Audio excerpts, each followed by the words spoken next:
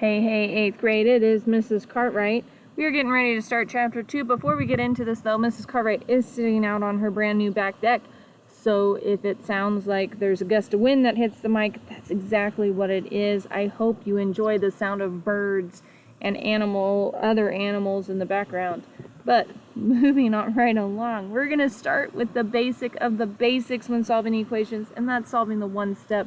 Why? Because we need to understand the basics. So here we go, jumping right on in. Possibly try that again. There we go. So we're going to start with the properties. These are the reason why we can solve equations the way that we do. And basically when we're solving equations, we're trying to figure out what's the missing number that makes the statement true.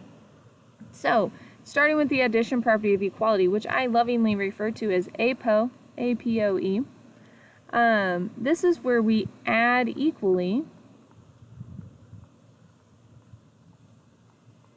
to both sides. So what that means is when I add to the left, I have to add equally to the right.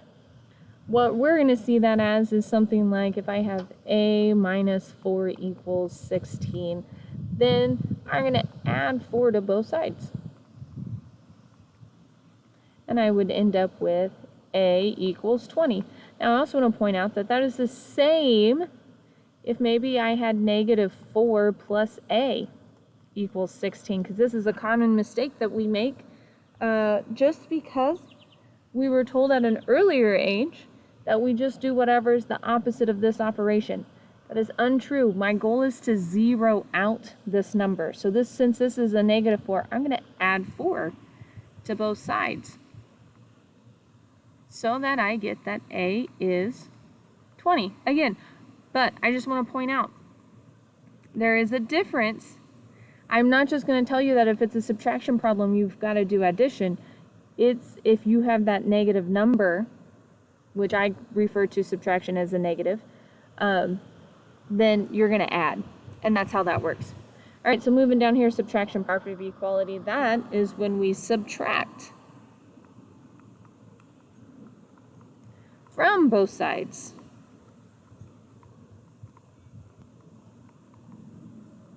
Equally. And just like with addition property of equality, I call this one SPO, subtraction property of equality. And so very similar, if I have a plus 4 equals 16, then I'm going to subtract the 4 because I'm wanting to I'm going to zero this out so that a is the only thing left. And so 16 minus 4 is 12. Similarly, if I have 4 plus a equals 16, again, if there's no sign in front of it, that means it's positive, so we would subtract that 4.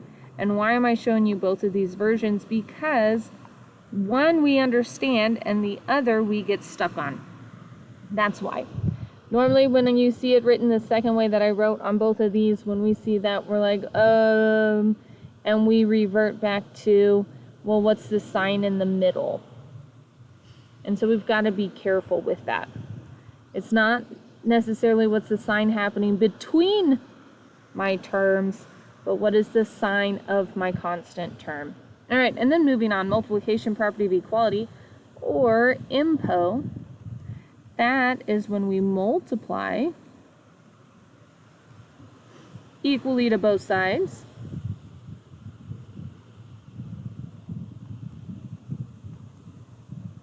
And so that would be something like x over 4 equals 16. And so since this is division, right, I'm going to multiply. Oops, I didn't want to put that 4 down there. That was a mistake. Fix it. That's why we encourage pencils. All right, so I'm going to multiply. I'm writing this as a fraction 4 over 1 so that you understand that I took what was technically 1 over 4 and flipped it and made it 4 over 1. And then I'm just going to multiply the other side by that. And so these divide out, make it 1. 1x equals, and then 16 times 4 is 64. And then division property, or depot, is when we divide both sides equally.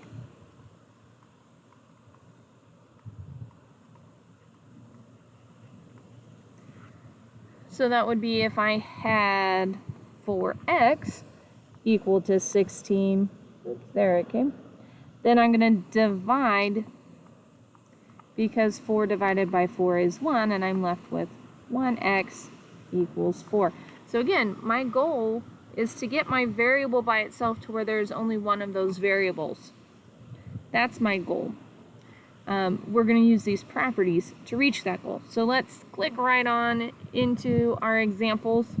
So for this first one, I have a positive 13, so I'm going to subtract 13 to figure out what x could be, so that, and if it helps you, I'm using that subtraction property of equality, but so that this becomes 0 and I'm left with only x on the left-hand side, and 27 plus, or not plus, minus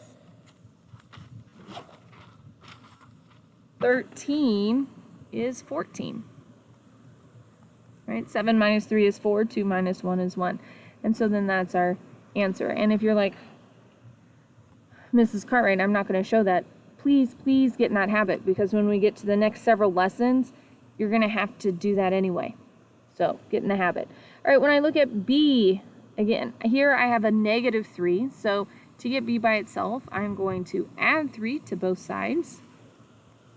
And so here I have negative 7 plus 3, which is a negative 4. So negative 4 equals B. This is why it's important to know your integers before coming into chapter 2, because we've got to use our integers in order to solve. And so we used APO there, addition property of equality. Here we have multiplication, so we're going to use is the division property of equality. We're going to divide both sides by 4. And so when I divide by 4, I get 6.4 divided by 4, which is 1.4. Or 1.4, 1.6. And the way I found of that to make it go faster is that was like 64 divided by 4 is 16, but then we have to put that decimal back in there. And here we have division, and so in order to, the inverse operation to division is multiplication, so I'm going to add or multiply equally to both sides. I'm going to multiply by that, technically 4 over 1, so that these 4's will divide out, and we get x equals a negative 36.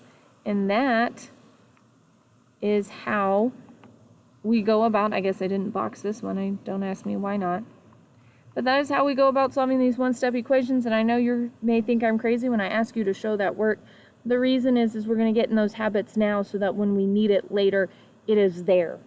Okay, so just go ahead and show that work. In the next video, I'm going to show you a word problem. Actually, no, it's not a word problem. It's a fraction. What do we do when we have a fraction? So that one will be short, quick, and sweet. I'll see you over there.